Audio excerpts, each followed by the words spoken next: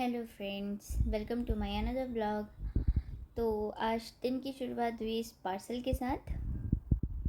तो मैं नाश्ता करके सवेरे नहा धो के ये पार्सल आया था, तो मैंने सोचा चलो सबसे पहले इसी को ओपन करती हूँ। फिर घर के और भी काम थे, फिर वो मुझे करने थे। तो उस पार्सल में मैंने एक लाइट मंगाई थी जो मेरे वॉकिंग क्लोजेट के पास पे एक मिरर है, मुझे उस पर लगानी थी। क्योंकि मैं जब भी उधर वीडियो बनाने के लिए बैठती हूँ ना, तो सिर्फ फोकस मतलब एक लाइट से काम नहीं चलता। तो मुझे कुछ ऐसी चाहिए थी जिससे लाइट फेस में आए, और ये एकदम परफेक्ट थी फॉर मेकअप। तो मैंने सोचा क्यों नहीं इसको अपने वार्डरोब में लगाऊंगी। और फिर मतलब मेरे को ये पार्सल मतलब बहुत ऐसा लगा कि नाइस, अच्छा है, वर्थ इट है। फिर मैं आ गई थी। मुझे अब कंटिन्यू 3 दिन जाना है गणपति के लिए। मतलब मेरी 3-4 फ्रेंड्स ऐसी हैं जो गणपति बिठाती है अपने घर में। तो इसलिए मैंने अपने के लिए 3 साड़ियाँ निकाल के रखी थी कि हाँ ठीक है, 3 अलग अलग दिन में ये साड़ी पहन सकती हूँ। तो एक पहली साड़ी ये निकाली।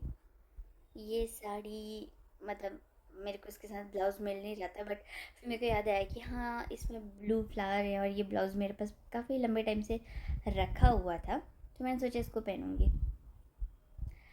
तो इस ब्लाउज़ का भी एक टुकड़ा कहीं से मुझे अलग ही दिखा कि अरे यार ये टुकड़ा कहाँ से आया।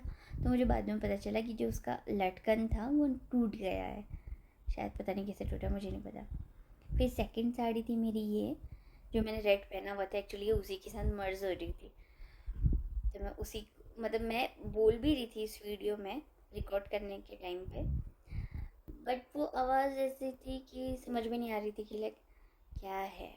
बाहर की हवा की आवाज़ ज़्यादा आ रही थी। तो वो जो रेड साड़ी थी ये मेरी एनिवर्सरी की साड़ी थी, मेरी फ़र्स्ट एनिवर्सरी, वेडिंग एनिवर्सरी की।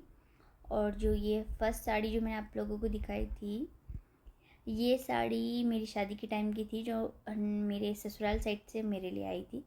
और ये मैं इसमें बता रही हूँ कि इस पे एक मोटा सा एम्ब्रॉयडेड हैवी वो था, लेस थी, जिसको मैंने निकाल दिया क्योंकि मुझे कैरी करने में बहुत ऐसे हैवी फील हो रहा था और कंफर्टेबल नहीं था।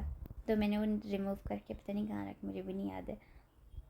और फिर थर्ड साड़ी थी ये। वैसे ये भी येलो थी, पर पता नहीं क्यों इस वीडियो में इतना चटक कलर आ रहा है, समझ ही नहीं आया मुझे भी। और ये येलो ही थी। इसके साथ मैंने ये पिंक कॉन्ट्रास्ट सोचा था कि ये पहनूंगी, बट ये सिर्फ मैंने सोचा ही था। निकाली तो मैंने वैसे तीनों ही थी, पर अन्य मतलब अभी जब मैं ये वीडियो को वॉइस ओवर कर रही हूँ तो मैं एक फंक्शन में जाके आ गई हूँ, पर बारिश इतनी थी कि मैं ये साड़ी नहीं पहन पाई। फिर उसके बाद मैंने कपड़े पड़े तह करे, बहुत कपड़े थे। और फिर अचानक मौसम ख़राब हो गया था, और फिर हनोई में फ्लड का भी वार्निंग दी थी। तो पानी मतलब जो रेड रिवर आती है चाइना से, मतलब उसका लेवल इतना ऊपर तक आ गया था ना।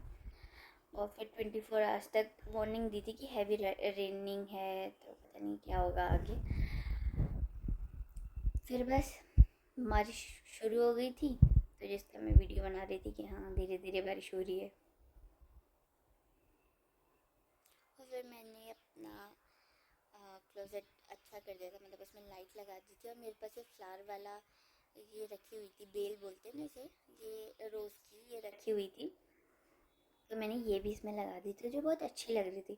अभी वीडियो में ये कुछ ज़्यादा ही बड़े लग रहे हैं फ्लावर, और बहुत चमकीले से लग रहे हैं, बट ये ऐसे नहीं है, बहुत अच्छे हैं। और फिर उसके बाद मैं देख रही थी कि ये लाइट मेरे को विदाउट मतलब कैसा दे रही है, बिफोर एंड आफ्टर। तो अच्छा था। मतलब अभी मैं सिर्फ इसकी भी लाइट जलाऊँ तो मैं मेकअप वीडियो अच्छे से बना सकती हूँ, और मैं इसको अंधेरे में भी देख रही थी कि बहुत अच्छा है। फिर मैं आ गई थी ड्राइंग में, क्योंकि जो मेरी मेड है वो सिर्फ झाड़ू पोछा करके जाती है, वो चीज़ें अरेंज करके नहीं जाती है। तो वो बस सामान उठा के कहीं पर रख देती है, फिर मुझे उसको अच्छे से अरेंज करना होता है। तो फिर मैं उसी में लग गई थी। और लास्ट नाइट तूफ़ान आया था, तो मैंने सारे प्लांट घर के अंदर ही रख दिए थे, क्योंकि इतनी तेज़ बारिश थी ना कि सब कुछ उड़ जा रहा था। और जो मेरी सेकंड बालकनी है उधर मैंने कड़ी पत्ता का पेड़ और एक गगनविलिया का फ्लावर 2-3 प्लांट लगाए थे, वो तो पूरे ही जले गए। मतलब मुझे इतना अफ़सोस हुआ ना कि मैंने उनको अंदर क्यों नहीं रखा। तो बस मैं फिर से बालकनी को ठीक करने में लग गई थी। सारे प्लांट्स रखे और जो मैंने बालकनी में एक ग्रास बिछाई थी वो तो पूरी ऐसी गीली हो गई थी। मैं सोच रही थी वो कब सूखेगी, क्योंकि पूरे इस हफ्ते तो अभी धूप आनी है नहीं। हनोई में धूप का थोड़ा सा प्रॉब्लम है, मतलब बहुत कम सनलाइट मिलती है, इसलिए विटामिन डी तो सबका ही कम रहता है। बहुत बहुत इधर का वेदर अनप्रिडिक्टेबल है, मतलब कभी कोई भी इसको प्रिडिक्ट नहीं कर सकता। कभी भी बारिश, कभी तूफ़ान, कभी कुछ कभी कुछ कभी कुछ। फिर बस मैं इसी में लग गई और इधर पे रखा था मेरा पेंटिंग का क्राफ्ट का टेबल। तो कभी भी मुझे क्राफ्ट का काम करना हो टीवी देखते देखते, तो मैं क्राफ्ट रूम में नहीं करती हूँ, मैं ड्राइंग में ही ले आती हूँ और फिर ड्राइंग में ही बैठ के मस्त मूवी देख के या वेब सीरीज़ देख के मेरा काम हो जाता है। फिर ड्राइंग साफ़ करने का काम मेरा ऑलमोस्ट कंप्लीट हो ही गया था। फिर मैं आ गई थी किचन में। फिर किचन में आने के बाद मुझे रात के लिए सब्ज़ी काटनी थी, जिसके लिए मैंने भिंडी धो के रखी थी और फिर उसको फैला लिया ताकि वो सूख जाए।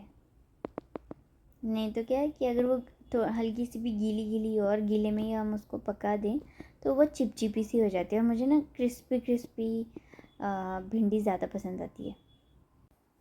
फिर मैंने आटा गूँदने के लिए लगा दिया था।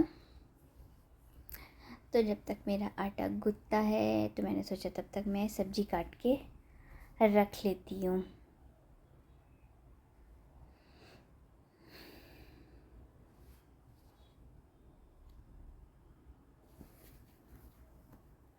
तो भिंडी को मैं डीप फ्राई नहीं करती हूँ। मैं पहले से भिंडी नॉर्मली सब्जी के जैसे जैसे हम लोग बनाते हैं ना, कढ़ाई में तेल डाला, जीरा डाला और सारी चीज़ें, फिर उसी के साथ भिंडी भी डाल दी।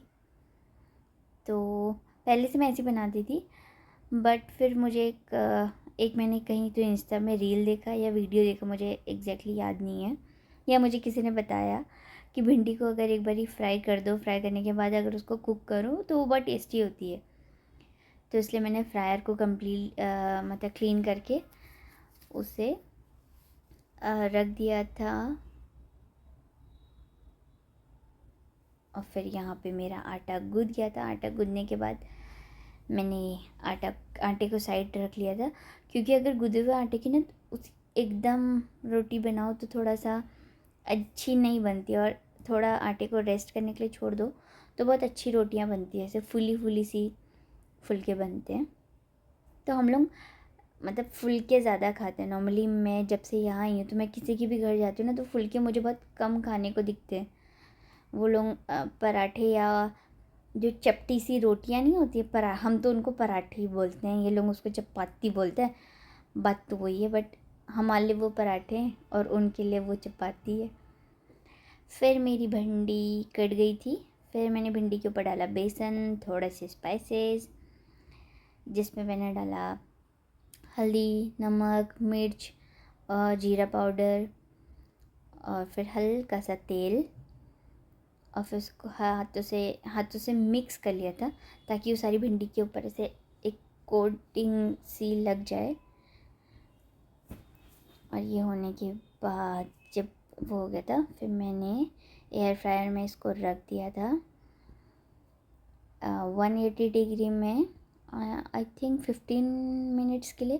वैसे तो 15 मिनट से कम लग जाता है टाइम, बट मैंने टाइम को नहीं करा। जब मेरे को लगा कि हाँ, बीच बीच में मैं चेक करते रह रही थी कि हाँ पकी नहीं पकी, तो जैसे मेरे को लगा कि हाँ थोड़ा हल्की क्रिस्पी हो गई थी तो मैंने इसे निकाल लिया था। और जब तक ये हो रही थी तब तक मैंने सोचा कि मैं प्याज काट लेती हूँ।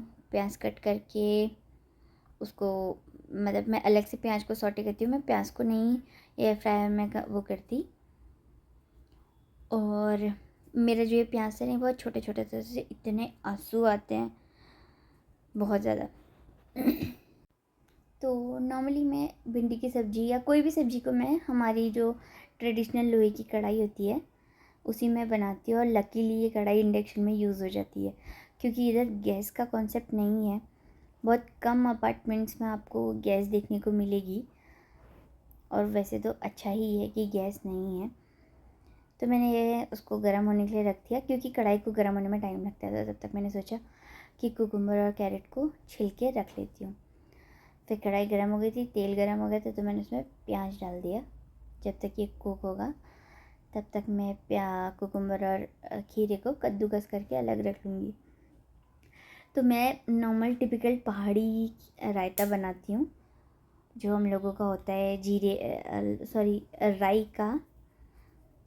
तो मैंने राई को पीस के अलग से रखा है। शायद मैंने पहले भी आप लोगों को बताया होगा कि मैं रायते का मसाला पहले से ही बना के रख देती हूँ, क्योंकि वो छोटा सा बहुत कम क्वांटिटी में पीसना होता है। और मेरे पास यहाँ सिलबट्टा नहीं है, या ऐसे उसको क्या बोलते हैं जिससे हाथ से ही पीसते हैं, वो चीज़ नहीं है।